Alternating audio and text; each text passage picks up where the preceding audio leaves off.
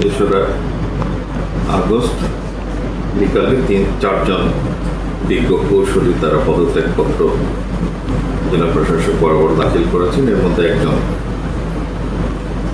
APP আছেন এবং 2জন বিজ্ঞ এজিপি আছেন।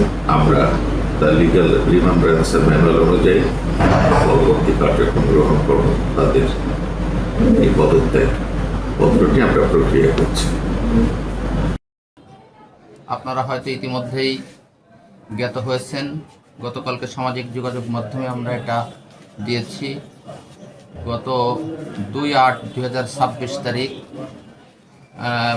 দুপুরের পরে আমি বাগেরহাটের জেলা প্রশাসকের কাছে গিয়ে আমরা 4জন, আমি অ্যাডভোকেট মুস্তাহিন বিল্লাহ, বাত ব্যথা, প্যারালাইসিস কিংবা আর্থ্রাইটিস, আধুনিক প্রযুক্তি ও অভিজ্ঞ বিশেষজ্ঞদের সমন্বিত চিকিৎসার নির্ভরযোগ্য নাম ডিপিআরসি। অ্যাডভোকেট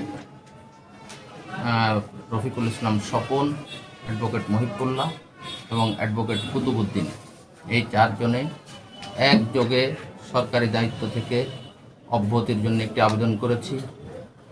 বিষয়টি আমাদের জেলা প্রশাসক মহোদয় উনি সদয় বিবেচনার জন্য নিয়েছেন।